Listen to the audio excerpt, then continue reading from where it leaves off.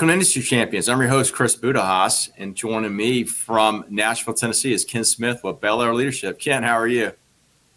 Doing great, Chris. How you doing today? It's good to see you again. So, former Army battle buddy of mine. So, thanks for your service. We appreciate you. Yeah. Yeah. We spent many days together overseas. Yeah. Many a days.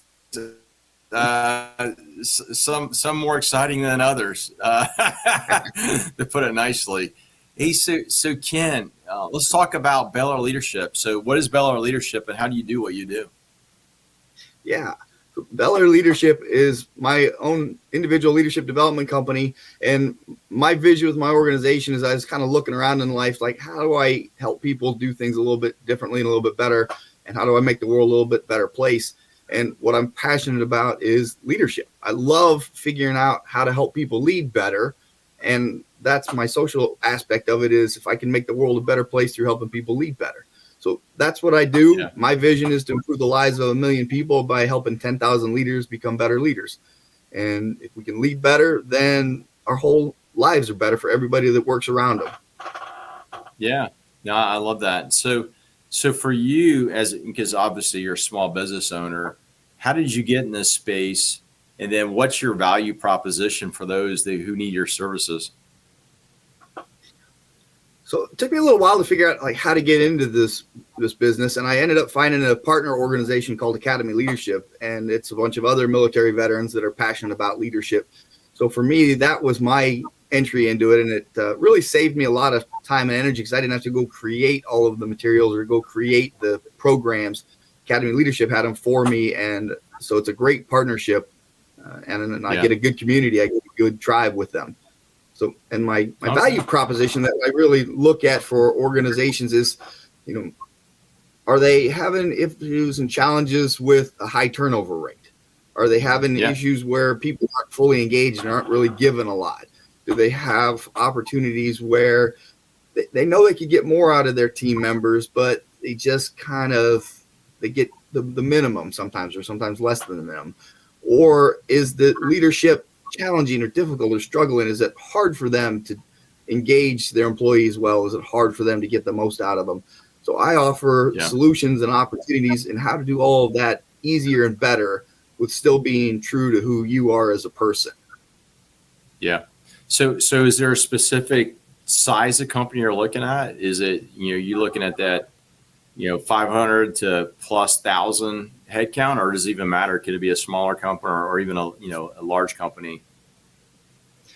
My ideal client's usually around 150 people, because what I like doing best, what works best for organizations, if they have all of their leaders go through the program at the same time, then that way they're all figuring out what are the things that we want to do together. How do we want to do it? What does right look like for us? They get this consensus amongst the group. And usually you need a group of about 10 to 12 leaders that have that same vision together. Now, I'll always work with companies larger. I'll always work with companies smaller. But what I'm really looking for is that core group of leaders that want to grow together. Yeah. And you've been in this space for a while. So what are some of your top 2 or 3 issues you see with companies in today's modern market? So the number one thing that I hear in every organization is, man, we just don't hold people accountable very well. And that's an overriding theme that I hear over and over in every organization.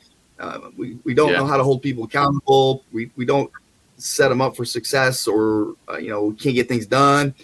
And when I talk to an organization that's looking at that, I said, well, all right, you got 4 parts to an accountability system. Do you set clear expectations? Do you get commitment on those expectations? Do you inspect those expectations? And then number 4, do you provide feedback and consequences? And so I ask an organization of those 4 steps, which one are you struggling with the most? And I get a very different amount of answers depending on, what an organization is.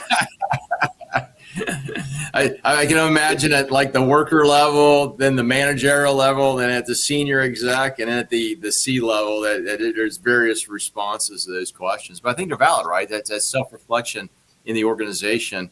And then asking the workforce too, because they know. That's what I've said on an awards formation. two things happen. One, the person getting the award knows whether they deserve it, and everybody else in the formation watching it knows whether they deserve it or not. So the same thing happens with accountability. There is like, there's no accountability, or there is extreme versions of it. So what are you seeing as far as like retention issues with companies? Does that continue to be a ongoing issue? Well, definitely. And I think a lot of that is that some organizations, they kind of want to see the world as they want it to be versus the way it really is. And they're unwilling to make some adjustments that are reasonable adjustments and things that probably organizations should have been doing all along. But they're unwilling to take a look at this is the reality of today and adjust to today's reality versus the way they want it to be, and to try to force it into the way that they want it. And that leads to a lot of challenges where people, they up and go. And most of the time, those requests that people have are reasonable. Some can be expected. And sometimes, they got people that are on the wrong bus, and that's okay. They need to go get on a different bus.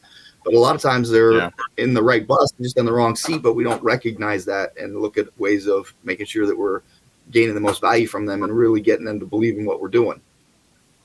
Yeah. No, I appreciate that. That's a great analogy, by the way.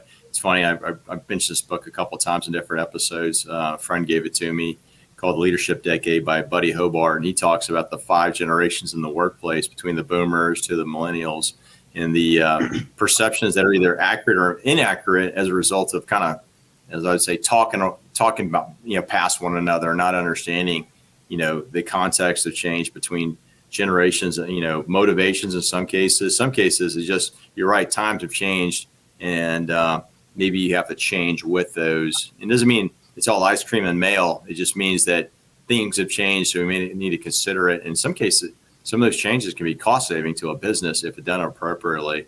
And then again, as an employee, also understand terms of employment and what's expected of you. Kind of goes back to your point on the whole accountability.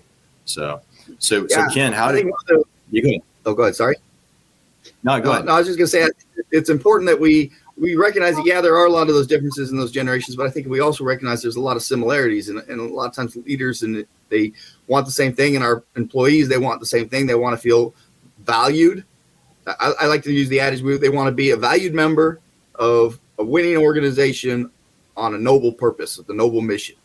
And we as the leaders have that opportunity to make them feel valued.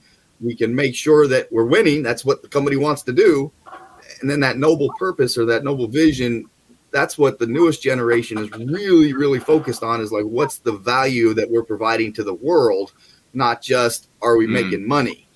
And if they don't feel they've got some contribution to make, they're going to go find a place where they feel like they're making a bigger contribution. But a lot of those things, we as leaders have the ability to influence those through our conversations with them. That's good, man. I love that. Yeah, that's so I'm going to wrap it up there. So Ken, a couple of things. One, how do we find Belair Leadership? And 2, how do we find you?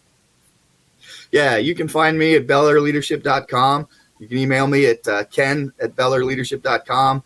You can find me on LinkedIn. The easiest way to find me on LinkedIn is look for Coach Ken. That's I got on my name tag is Coach Ken on my LinkedIn profile. Those are the best ways to find me, and reach out. I'd love to talk and chat and have leadership conversations and see how things are going for you and what we can do to help. Awesome. Well, hey, Ken, again, thanks for your friendship. Second of all, thanks for coming on and telling about your journey after a successful military career. And again, thank you for your service. Obviously, you didn't do that. We couldn't do this here today. So it's not lost on me. No, and Chris, I thank you for what you're doing, all the different interviews, the different opportunities that you have for letting veterans engage and share what they're doing and stuff. It's fantastic. I love seeing you everywhere and seeing your success and seeing your smile everywhere. It's great. It's funny. People ask me how should I get paid to do this, and I said I don't get paid monetarily, but I get paid in value by spreading other people's message, my contribution back to that higher cause, right? So I've just been blessed to have these opportunities. So hey, thanks for your friendship again. Appreciate you coming back on to talk about what you're doing in Belair Leadership. Looking forward to propagate this message. So we'll take all that contact information, put in our show notes, and post it out. Hey, folks, you like what you heard? Please share us. Connect with Ken and I on LinkedIn. We'd love to talk to you. Leadership is one of those enduring things. You kind of continue to work at it. You just can't think you've been educated and experienced it and you never need to change because times change. There's so many variables out there, which Ken has already brought up. And we all know that's intuitive. Sometimes we get so busy in our day-to-day, we just don't self-reflect and make the appropriate changes with ourselves in our organization. So we'll see you in our next segment. Live with gratitude.